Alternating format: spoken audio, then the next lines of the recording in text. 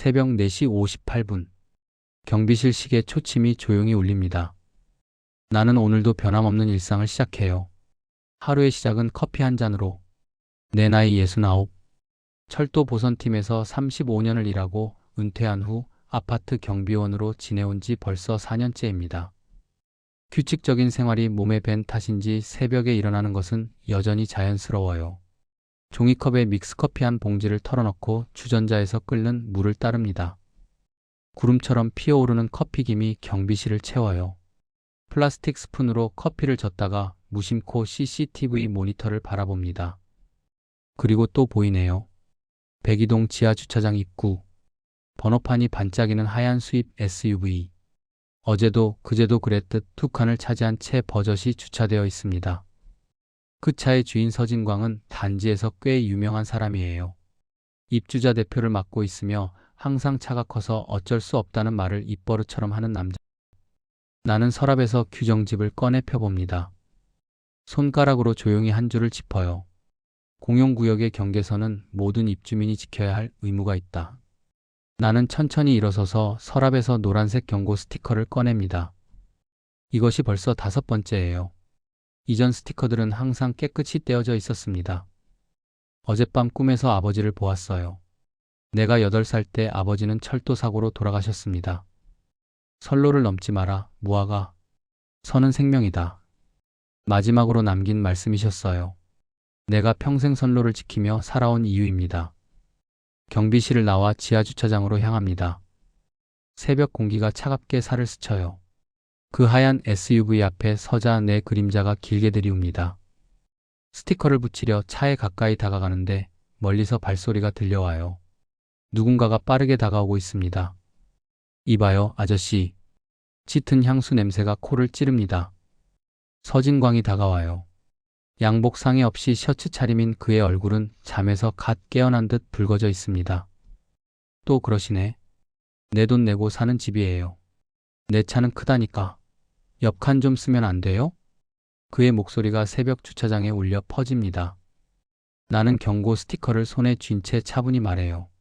공용선은 누구나 똑같이 써야 합니다. 그게 규정이에요. 순간 그의 눈빛이 변합니다. 마치 철로 위를 달리는 열차의 전조등처럼 날카롭게 빛나요. 차가 못 들어가면 옆칸을 쓸 수도 있는 거지. 뭐 그리 빡빡하게 살아.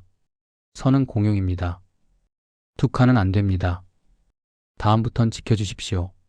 저는 작고 마른 사람입니다. 겨울이 되면 무릎이 먼저 추워지고 손끝은 잘 터집니다. 서진광은 넓은 어깨를 뒤로 젖히며 제 손에서 줄자를 툭 하고 쳐냈습니다. 늙었으면 그냥 눈 감고 있어. 수입차를 몰아봤어야 알지. 뭐 스티커? 서진광의 손이 내 어깨를 거칠게 밀칩니다. 균형을 잃은 내 몸이 차 옆으로 휘청거려요. 반사적으로 손을 뻗어 균형을 잡으려는 순간 그의 주먹이 날아와 내 턱을 스칩니다.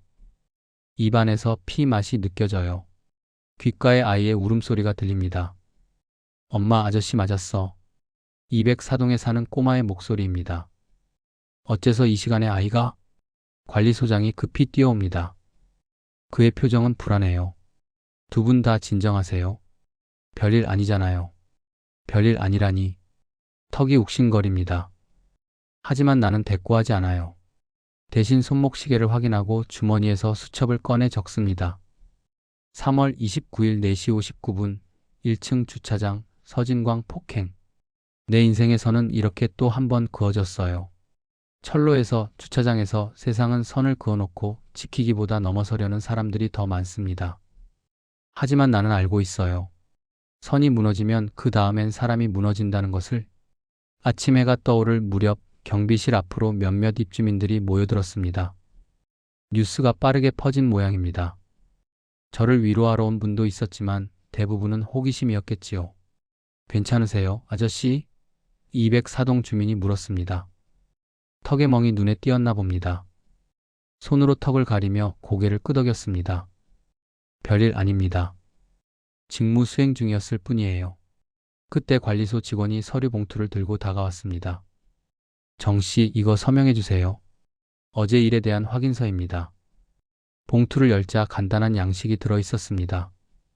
3월 29일 새벽 발생한 사건은 경미한 접촉 사고로 양측 모두 추가 조치를 원하지 않음을 확인합니다.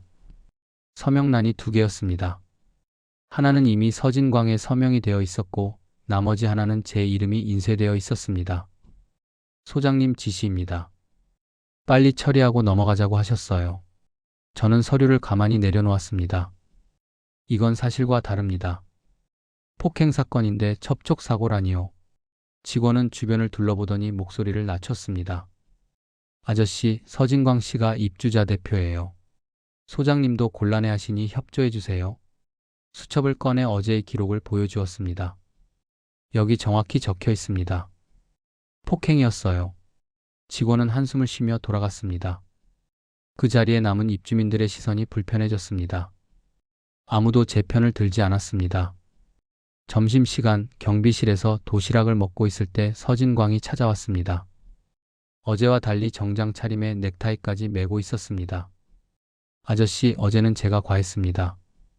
사과드려요. 그는 봉투를 내밀었습니다. 열어보지 않았지만 돈이 들어있다는 것을 알 수 있었습니다. 필요 없습니다. 제가 봉투를 돌려주자 그의 표정이 굳어졌습니다. 내가 잘못했다는데 왜 이래요? 확인서에 서명해요. 그냥. 서명할 수 없습니다. 규정에 어긋납니다. 그의 얼굴이 순간 붉어졌습니다. 규정? 또 그 소리군요. 세상이 어떻게 돌아가는지 모르시나 봐요. 당신 나이에 이 일자리 귀하다는 거 모르세요? 위협이었습니다. 저는 천천히 일어나 규정집을 꺼냈습니다. 세상이 어떻게 돌아가든 선은 선입니다. 넘으면 안 됩니다. 그는 코웃음을 쳤습니다. 고집 한번 대단하시네. 두고 보자고요. 문을 세게 닫고 나가는 그를 바라보며 저는 수첩에 또 한 줄 적었습니다. 3월 30일 12시 15분 경비실 서진광 협박. 오후 관리소장이 찾아왔습니다. 얼굴이 심각했습니다. 무학 씨, 우리 좋게 해결합시다. CCTV도 봤는데 그렇게 큰일은 아니었어요. 폭행은 큰일입니다, 소장님. 소장은 머리를 긁적였습니다. 아파트 이미지도 생각해야죠. 기사라도 나면 부동산 가치가 떨어집니다. 인간의 가치보다 부동산 가치가 중요하다는 말에 가슴이 아팠습니다. 소장님, 35년간 철도에서 일했습니다. 규정을 어기면 사람이 다칩니다. 아파트도 마찬가지입니다. 저녁이 되자 단지 커뮤니티 앱에 글이 올라왔습니다. 어제 경비 아저씨가 폭행당했어요. 제 아이가 목격했습니다. 글쓴이는 204동 꼬마의 어머니였습니다. 댓글이 빠르게 달렸습니다. 에이, 그런 일이? 증거라도 있나요? 아파트 이미지 안 좋아져요. 삭제해주세요. 1시간도 지나지 않아 그 글은 사라졌습니다. 밤 순찰을 돌던 중 서진광의 차가 여전히 2칸을 차지하고 있는 것을 발견했습니다. 그리고 새로운 것이 보였습니다. 제 경고 스티커 위에 늙은이는 집에나 가라는 글귀가 적혀 있었습니다. 손전등을 끄고 어둠 속에 잠시 서 있었어요. 어제의 폭행, 오늘의 협박, 그리고 침묵하는 사람들. 그러나 저는 알고 있었습니다. 선이 무너지는 순간 모든 것이 무너진다는 것을. 35년간 철도에서 보아온 진실입니다. 돌아가신 아버지의 목소리가 귓가에 들리는 것 같았습니다. 무아가 선을 지켜라. 밤하늘의 별을 바라보며 속으로 대답했습니다. 네, 아버지. 끝까지 지키겠습니다. 아침 순찰을 끝내고 경비실로 돌아오는 길, 204동 꼬마가 엄마 손을 잡고 유치원에 가는 모습이 보였습니다. 제 모습을 본 아이가 엄마에게 속삭이는 게 들렸어요. 엄마, 그때 맞은 아저씨야. 아이 엄마는 민망한 듯 아이를 재촉했지만 제게 고개를 숙여 인사했습니다. 어제 글 때문에 죄송해요. 삭제하라는 연락이 너무 많아서. 괜찮습니다. 진실을 말했을 뿐인데 죄송할 게 뭐 있습니까? 그녀는 주변을 살피며 작은 목소리로 말했습니다. 서진광 씨가 관리사무소 이사회 사람들 다 알아요. 다들 그분 눈치 보는 거예요. 아이가 엄마 옷자락을 당겼습니다. 엄마, 늦었어. 아이 엄마는 미소 지으며 인사했습니다. 아저씨, 조심하세요. 그들이 떠난 후 경비실로 돌아와 컴퓨터를 켰습니다. 아파트 입주민 커뮤니티 사이트에 접속했어요. 어제 올라왔던 아이 엄마의 글은 흔적도 없이 사라져 있었습니다. 대신 화합하는 공동체라는 제목의 공지사항이 새로 올라와 있었어요. 최근 단지 내 사소한 갈등으로 인해 주민 간 불화가 생기고 있습니다. 모두가 화합하는 공동체를 위해 개인 간 갈등은 관리사무소를 통해 해결해 주시기 바랍니다. 글 아래 댓글이 줄지어 있었습니다. 맞아요. 괜히 시끄러워지면 아파트 값만 떨어져요. 경비원 아저씨도 좀 융통성 있게 해야죠. 너무 원칙만 고집하시는 것 같아요. 대체 무슨 일이 있었던 거예요? 자세히 아시는 분? 마지막 댓글에 대한 답은 없었습니다. 모두 알면서도 모른 척하는 침묵의 공모였습니다. 경비실 전화가 울렸습니다. 관리소장이었어요. 무학 씨, 잠깐 사무실로 와주세요. 관리사무소에 도착하자 소장과 함께 2명의 이사회 구성원이 앉아 있었습니다. 한 사람은 단지 내 요식업체를 운영하는 김이사, 다른 한 사람은 항상 고급 승용차를 타고 다니는 최 이사였습니다. 소장이 말문을 열었습니다. 정무학 씨, 이사회에서 최근 일에 대해 논의했습니다. 결론은 이번 일은 수면 아래로 가라앉히는 게 좋겠다는 겁니다. 김 이사가 끼어들었습니다. 아저씨, 서진광 씨가 사과도 했다고 들었어요. 이제 그만 넘어가죠. 돈까지 줬다면서요? 최 이사가 웃으며 말했습니다. 받으셨어요? 받지 않았습니다. 원칙적으로 처리해야 합니다. 세 사람의 표정이 굳어졌습니다. 원칙이요? 소장이 한숨을 쉬었습니다. 세상이 원칙대로만 돌아간다면 얼마나 좋겠습니까? 현실적으로 생각해야죠. 자리에서 일어나며 말했습니다. 소장님, 35년간 철도에서 일하며 배운 것이 있습니다. 안전과 규정은 타협의 대상이 아닙니다. 사무실을 나오는데 뒤에서 최 이사의 목소리가 들렸습니다. 고집불통 노인네. 경비원 자리 하나 구하기 쉽지 않다는 걸 모르나? 돌아오는 길에 서진광을 마주쳤습니다. 그는 비싼 양복을 입고 있었고 몇몇 입주민들과 대화 중이었어요. 저를 보자 그의 표정이 싸늘해졌습니다. 아, 아저씨. 오늘도 선 지키느라 바쁘시죠? 주변 사람들이 웃었습니다. 저는 아무 말 없이 지나쳤습니다. 경비실로 돌아와 앉아 있는데 휴대폰으로 문자가 왔어요. 이번 주까지 서류에 서명하지 않으면 다음 계약은 없을 겁니다. 심장이 무거워졌습니다. 나이 69에 새 일자리를 찾기란 쉽지 않을 테지요. 하지만 원칙을 저버리고 살아간다면 남은 생은 무슨 의미가 있을까요? 그날 밤 휴대폰으로 단지 커뮤니티 앱을 열었습니다. 새 공지가 올라와 있었습니다. 경비원 채용 공고 다음 달부터 근무 가능하신 분 모집합니다. 아직 제 계약이 반년이 남았는데 벌써 대체 인력을 찾고 있었습니다. 창밖을 바라보니 밤하늘의 별이 총총했습니다. 어딘가에서 열차 지나가는 소리가 들리는 것 같았어요. 선로를 달리는 열차처럼 세상은 정해진 길을 따라 움직입니다. 그러나 누군가는 그 선을 지켜야 합니다. 주머니에서 수첩을 꺼내 또 한 줄 적었습니다. 4월 1일 삭제된 진실. 아침 일찍 단지를 순찰하던 중 103동 앞에서 배달 오토바이 한 대가 멈추는 소리가 들렸습니다. 새벽 배달이라고 하기엔 이른 시간이었습니다. 젊은 배달원이 헬멧을 벗으며 제게 다가왔습니다. 저기, 아저씨. 그의 얼굴은 낯설었어요. 20대 중반쯤 되어 보이는 청년이었습니다. 네, 무슨 일인가요? 청년은 주변을 살피더니 목소리를 낮추었습니다. 제가 이 단지 음식 배달을 자주 하거든요. 얼마 전에, 그러니까 사흘 전 새벽에 주차장에서 있었던 일을 봤어요. 심장이 빠르게 뛰기 시작했습니다. 증인이 나타난 것입니다. 제 헬멧에 액션캠이 있거든요. 혹시 모를 사고나 분쟁 때문에 항상 켜두는데 그는 주머니에서 작은 SD카드를 꺼냈습니다. 여기 다 찍혔어요. 아저씨가 맞으신 장면도요.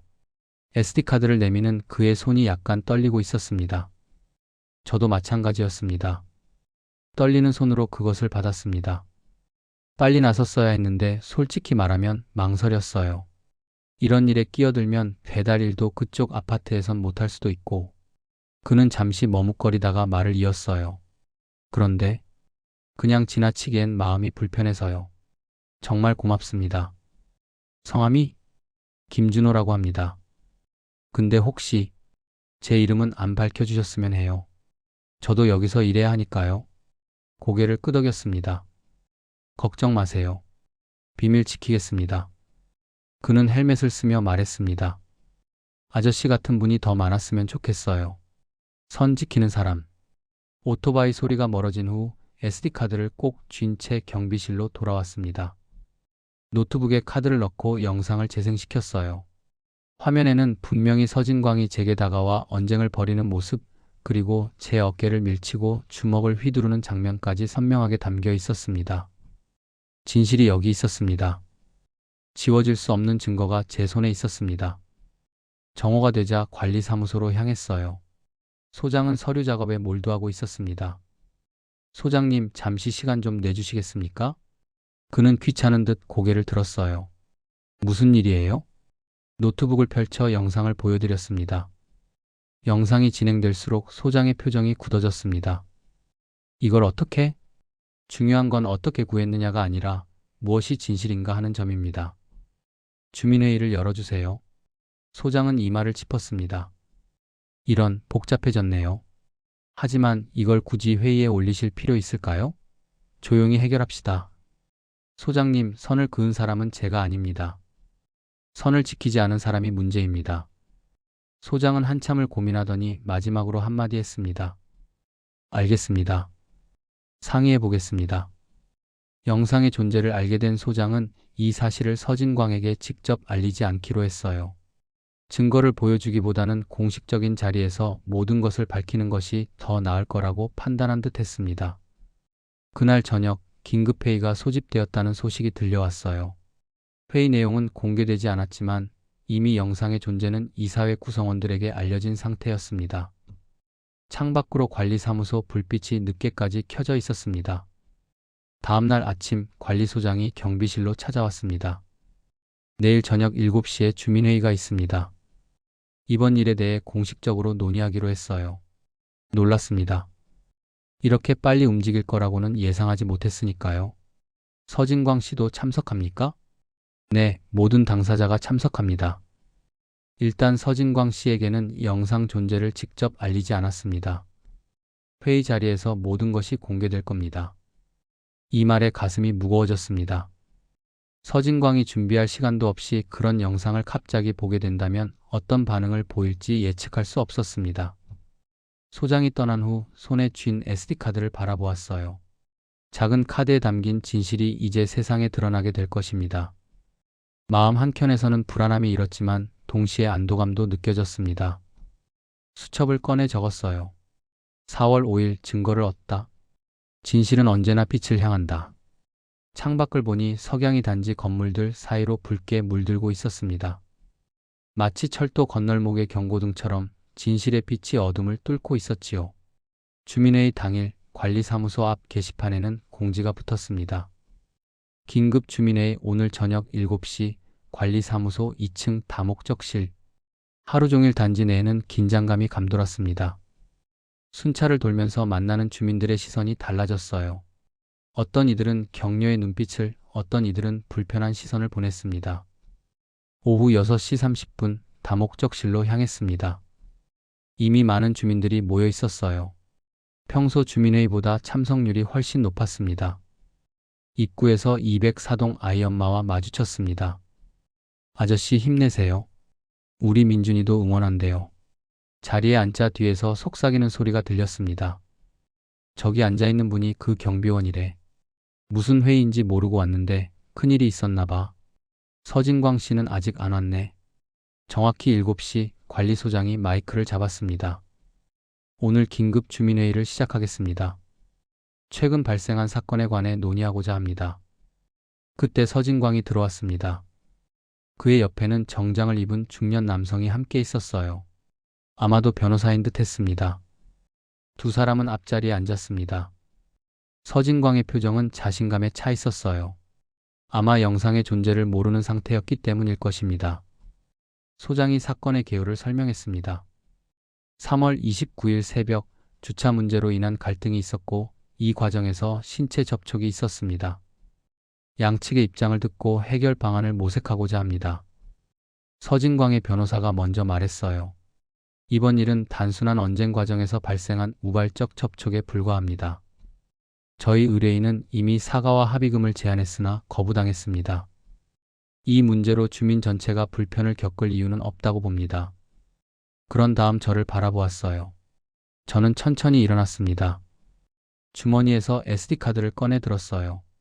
말보다는 직접 보는 게 좋겠습니다.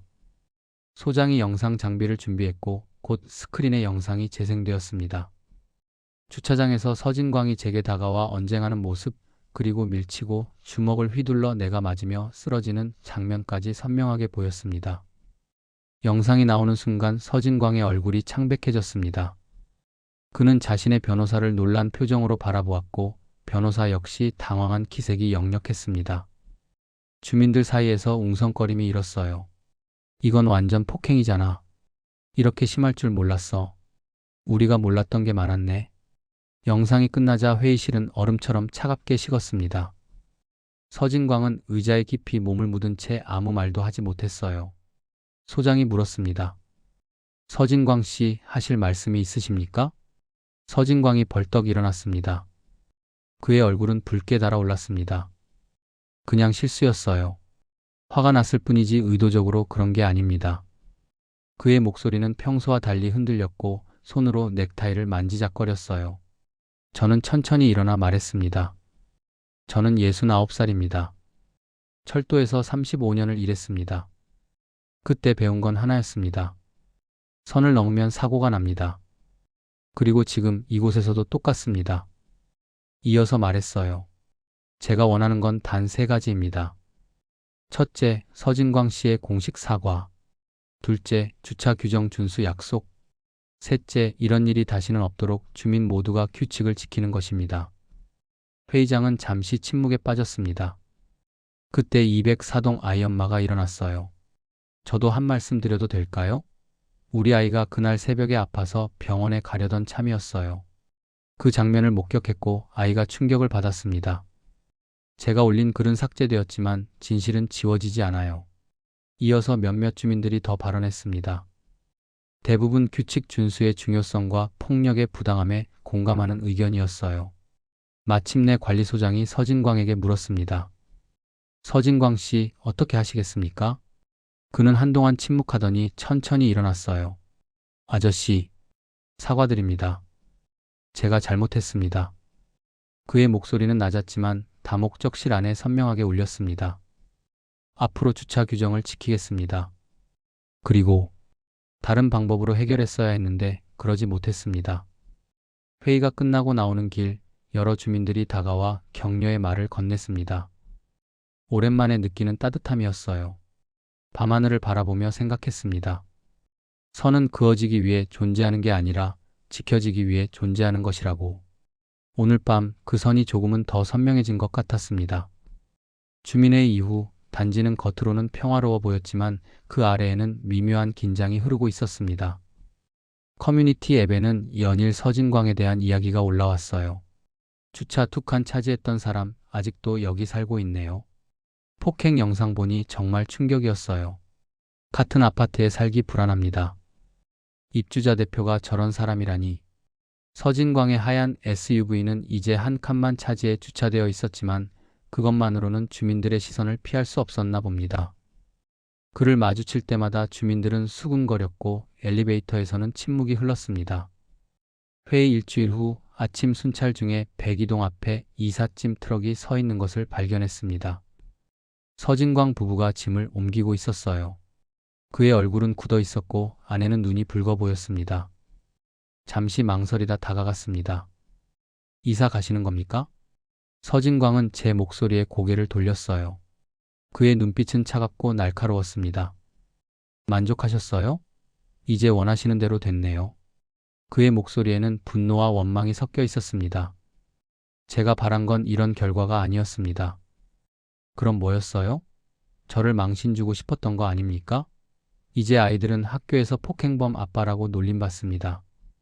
아내는 엘리베이터에서 주민들 시선을 견딜 수 없다고 합니다. 그건 서진광 씨의 행동이 만든 결과입니다. 제가 바란 건 단지의 규칙이 지켜지는 것 뿐이었습니다. 그는 쓴웃음을 지었어요. 규칙? 아파트 주차선 하나로 제 인생이 망가졌네요. 그의 아내가 다가와 서진광의 팔을 잡았습니다. 여보, 그만해요. 더 이상의 문제는 만들지 말아요. 서진광은 깊은 한숨을 내쉬었습니다. 강남 쪽으로 옮깁니다. 이런 데서는 더 이상 살 수 없어요. 주변을 둘러보니 몇몇 주민들이 창문으로 이사 광경을 지켜보고 있었어요. 누군가는 스마트폰으로 사진을 찍는 것 같기도 했습니다. 아무도 돕거나 인사하러 나오지 않았습니다. 인사도 없이 떠나는 그들이 안쓰러워 짐 하나를 들어 트럭으로 옮겨 주었습니다. 서진광이 잠시 놀란 듯 저를 바라보았어요. 저 때문이 아니라 서진광 씨의 행동 때문입니다. 그는 아무 말도 하지 않았습니다. 그저 차갑게 돌아서서 마지막 짐을 실었습니다. 그들이 탄 SUV가 단지를 빠져나갈 때 창문으로 지켜보던 몇몇 주민들이 박수를 치는 것이 보였어요. 그날 저녁 단지 커뮤니티 앱은 더욱 시끄러워졌습니다. 드디어 서진광 씨 이사 갔네요. 이제 한시름 놓였어요. 저런 폭행범은 우리 단지에 살면 안 됐죠. 자기 행동의 결과를 받은 거예요. 동정할 필요 없습니다. 이제 우리 아파트 평화롭게 지켜졌으면 좋겠어요. 글들을 읽으며 씁쓸함이 밀려왔습니다. 규칙을 지키는 것은 중요했지만 한 사람의 실수가 그와 가족 전체를 단죄하는 이유가 되어서는 안 된다고 생각했습니다. 대중의 분노는 때로 정의보다 가혹할 수 있습니다. 밤 순찰을 돌면서 백이동 앞에 멈춰 섰어요. 얼마 전까지 서진광의 차가 두 칸을 차지하고 있던 곳이었어요. 이제 그 자리는 비어 있었습니다. 손전등으로 주차선을 비춰보니 선이 조금 희미해져 있었습니다. 다음날 관리사무소에 선을 다시 그리도록 요청해야겠다고 생각했습니다. 경비실로 돌아와 일지를 작성했습니다. 4월 15일 백이동 서진광 가구 이사 완료. 주차장 백이동 앞 주차선 도색 필요. 창밖을 바라보니 밤하늘의 별이 총총했습니다. 문득 철도 시절이 생각났어요. 기차는 철로를 벗어나면 사고가 납니다. 하지만 사고가 났다고 해서 그 기차를 영원히 버리는 것이 아니라 고쳐서 다시 선로 위에 올려놓는 것이 세상의 이치가 아닐까요? 다음날 아침 관리소장이 경비실을 찾아왔습니다. 어쨌든 씨 덕분에 단지가 조금은 더 규칙을 지키는 곳이 된 것 같아요. 주차 문제도 많이 좋아졌고요. 소장이 떠난 후 창밖을 바라보았습니다. 단지는 평소와 같이 분주했지만 무언가 달라진 느낌이었어요. 선은 지켜졌지만 그 대가로 누군가는 밀려났습니다. 이것이 정의라면 왠지 쓸쓸한 정의였습니다. 아침 일찍 경비실을 열고 있는데 누군가 노크 소리가 들렸습니다. 문을 열자 배달 청년이 서 있었어요. 그의 손에는 음료가 들려 있었습니다. 아저씨, 안녕하세요. 오늘도 일찍 출근하셨네요. 아, 김준호 씨. 어서 오세요. 청년은 쑥스러운 듯 음료를 내밀었어요. 드세요. 아침부터 고생하시니까. 작은 선물입니다. 이런 걸 다. 고맙습니다. 그가 환하게 웃었습니다. 저번에 그 일 정말 잘 해결되셨더라고요. 단지 사람들이 다 아저씨 이야기를 해요. 선을 지키는 경비 아저씨라고요. 과찬이십니다. 당신이 도와주지 않았다면 해결할 수 없었을 겁니다. 아니에요. 저는 그저 본 것을 전달했을 뿐이죠. 용기를 내서 끝까지 지키신 건 아저씨잖아요. 청년의 진심 어린 칭찬에 가슴이 따뜻해졌습니다. 그 사람은 이사 갔다면서요? 사람들이 다 잘 됐다고 하던데. 네, 그렇습니다. 하지만 개인적으론 그렇게 되어 안타깝습니다. 아저씨답네요. 저라면 그냥 속 시원하다고 했을 텐데. 그가 웃으며 말했어요. 그저 규칙이 지켜지면 좋겠다는 바람뿐이었습니다. 그 바람이 이 단지를 바꾼 거죠. 아저씨 같은 분이 계셔서 다행이에요. 청년은 헬멧을 쓰며 말했어요. 오늘도 힘내세요. 이제 배달 시작해야 해서 가볼게요. 오늘 하루도 안전 운전하세요. 바카스 한 병을 따서 마시며 창밖을 바라보았어요. 아침 햇살이 단지 건물들 사이로 쏟아지고 있었습니다. 오후 경비실로 204동 아이 엄마가 민준이와 함께 찾아왔어요. 아저씨, 이거 드리려고 왔어요. 그녀는 작은 상자를 내밀었습니다. 열어보니 수제 쿠키가 가득했습니다. 별거 아니지만 이거 드셔보세요. 민준이가 직접 만들자고 했어요. 민준이가 쑥스러운 듯 제 뒤로 숨었습니다. 고마워, 민준아. 아저씨가 맛있게 먹을게. 선생님이 학교에서 용감한 사람에 대해 글을 쓰라고 했어요. 저는 경비실 아저씨에 대해 썼어요. 아이의 순수한 말에 가슴이 뭉클해졌습니다. 그날 저녁 관리사무소에서 연락이 왔어요. 소장이 저를 만나고 싶다고 했습니다. 사무실에 들어서자 소장 외에도 몇몇 이사회 구성원들이 앉아 있었어요. 분위기가 심상치 않았습니다. 어서 오세요. 여기 앉으세요. 할 이야기가 있습니다. 가슴이 철렁했습니다. 혹시 서진광의 이사로 인한 책임을 물으려는 걸까요? 우리가 지난 사건에 대해 많이 생각해 봤습니다. 소장이 말했어요. 처음엔 정 씨가 너무 원칙적이라고 생각했지만 이제 보니 그게 얼마나 중요한지 깨달았습니다. 김 이사가 말을 이었습니다. 입주민 대상으로 설문조사를 했는데 85%가 단지 내 규정 강화에 찬성했어요. 특히 주차 문제요. 그래서 소장이 서류 한 장을 내밀었습니다. 새로운 직책을 만들기로 했습니다. 단지 안전관리자라고 해서 정 씨한테 맡기고 싶습니다. 경비 업무에 더해서 단지 규정 준수 감독을 담당하는 자리입니다. 놀라움의 말을 잇지 못했어요. 물론 수당도 추가됩니다. 그리고 계약도 3년으로 연장하고 싶습니다. 나이 문제는 걱정하지 마세요. 우리 단지에선 경험이 더 중요합니다. 자리에서 일어나 감사 인사를 전했습니다. 돌아오는 길에 가슴이 뜨거워졌습니다. 35년간 철도에서 일했던 경험, 그리고 4년간 아파트 경비원으로 지내온 시간이 마침내 인정받는 기분이었어요. 경비실로 돌아와 창밖을 바라보았습니다.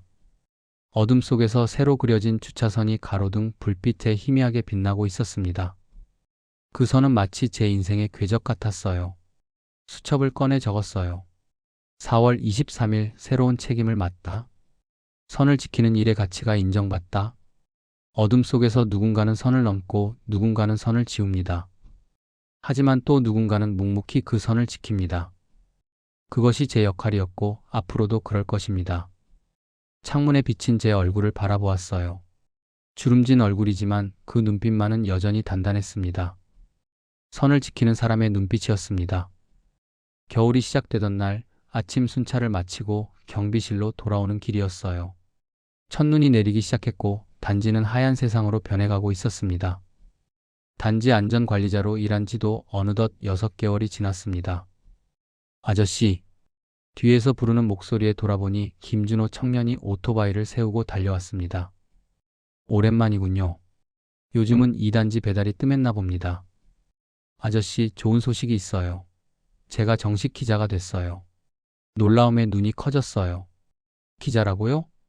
네, 그 영상 이후로 지역 신문사에 제 글을 몇 번 투고했었거든요. 지역 내 부조리나 숨은 영웅들에 대한 이야기요. 그러다 정식으로 제안을 받았습니다. 진심으로 축하의 말을 건넸습니다. 그는 쑥스러운 듯 웃으며 말했어요. 사실 첫 번째 정식 기사로 아저씨 이야기를 쓰고 싶어요.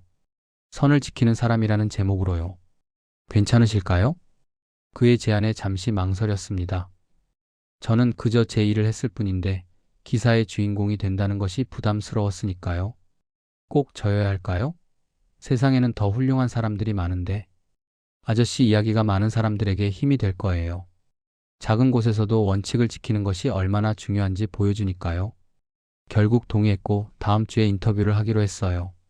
그날 밤 경비실에서 커피를 마시며 창밖을 바라보았어요. 눈은 계속 내리고 있었고 가로등 불빛 아래 주차장의 선들이 하얀 눈으로 덮여가고 있었습니다. 그 모습이 왠지 서글펐습니다. 아무리 선명한 선도 때로는 지워지기 마련이니까요. 새벽 2시 순찰을 돌던 중 대기동 앞에서 작은 소리가 들렸습니다. 손전등을 비춰보니 204동 아이 엄마가 차 앞에서 당황한 듯 서 있었습니다. 무슨 일이세요? 이 시간에? 아저씨, 민준이가 갑자기 열이 나서 병원에 가려는데 차가 안 시동이 걸려요. 급히 다가가 보니 배터리가 방전된 듯 했습니다. 제 핸드폰으로 택시를 불러주었습니다. 고마워요, 아저씨. 항상 이렇게 도와주시니. 당연한 일입니다. 민준이 빨리 나았으면 좋겠네요. 그들이 택시를 타고 떠난 후 눈 내리는 주차장에 혼자 남았습니다. 눈이 쌓여 흐릿해진 주차선을 바라보며 생각했습니다. 선을 지키는 일은 단순히 규칙을 따르는 것만이 아니라 때로는 그 선을 넘어 사람을 돕는 것도 포함되는 것이겠지요. 다음 날 아침 일찍 일어나 단지 내 눈을 치웠습니다. 특히 주차선이 보이도록 신경 썼습니다. 작업을 마치고 있는데 관리소장이 다가왔습니다. 김준호 기자라는 분한테 연락받았어요. 인터뷰한다면서요? 우리 아파트에 이런 유명인이 계셨다니. 그렇게까지는 아닙니다. 아니에요. 정말 자랑스럽습니다. 우리 아파트가 선을 지키는 사람이 사는 곳으로 알려지면 얼마나 좋겠어요. 다른 단지도 부러워할 일이죠. 인터뷰 당일 김준호는 노트북과 카메라를 들고 경비실을 찾아왔습니다. 오랜만에 정장을 차려입은 그의 모습이 달라 보였습니다. 긴장되시나요, 아저씨? 네, 사실 처음이라 그렇습니다. 그냥 평소처럼 말씀해 주시면 돼요. 아저씨의 이야기가 많은 사람에게 힘이 될 거예요. 인터뷰는 자연스럽게 진행되었습니다. 철도에서 일했던 35년의 이야기, 아버지의 마지막 말씀, 그리고 단지에서 있었던 일들까지. 마지막 질문이 가장 인상적이었습니다. 정무왕님께서는 왜 이토록 선을 지키는 일에 인생을 바치셨나요? 잠시 생각한 후 대답했어요. 선은 그저 색이 칠해진 줄이 아닙니다. 그것은 약속입니다. 서로를 지키자는, 함께 살아가자는 약속이지요. 제가 지키는 건 선이 아니라 그 약속입니다. 일주일 후 지역 신문이 사회면에 선을 지키는 사람이라는 제목의 기사가 실렸습니다. 처음에는 부끄러웠지만 주민들이 건네는 따뜻한 인사와 격려의 말에 조금씩 익숙해졌습니다. 그날 밤 경비실로 돌아와 커피를 마시며 일지를 작성했습니다. 밤은 깊어가고 무릎은 시렸지만 마음만은 따뜻했어요. 오늘도 선이 무너지지 않았다. 펜을 덮으며 조용히 속삭였습니다. 사람은 늙어도 선은 무너지면 안 된다. 아무도 보지 않는 곳에서, 아무도 알아주지 않는 일에서 저는 여전히 선을 지키는 사람이었습니다. 그리고 이제는 혼자가 아니라는 것을 알게 되었어요. 창밖으로 새벽이 밝아오고 있었습니다. 새로운 하루, 새로운 선이 그어질 것입니다. 그 선을 따라 우리는 함께 걸어갈 것입니다. 안녕하세요. 안여사입니다. 오늘의 주인공 정무학 씨는 평생을 성실하게 살아온 분이었습니다. 누구보다 규칙을 지켰고, 누구보다 조용히 자신이 맡은 일을 끝까지 해냈죠. 사람들은 쉽게 말했어요. 그 정도면 됐지. 하지만 정무학 씨에게 됐지란 말은 없었습니다. 그분에게 하루하루는 단지 근무가 아니라 책임이자 존엄이었으니까요. 이 세상엔 아직 보이지 않는 자리에서 묵묵히 세상을 지키는 사람들이 있습니다. 우리는 그분들의 성실함 위에서 안전하게 하루를 시작하고 있는지도 모르죠. 오늘도 시청해 주셔서 감사합니다. 이야기가 마음에 닿았다면 구독과 좋아요, 그리고 댓글로 마음을 나눠주세요. 그럼 다음 이야기에서 또 뵙겠습니다. 고맙습니다.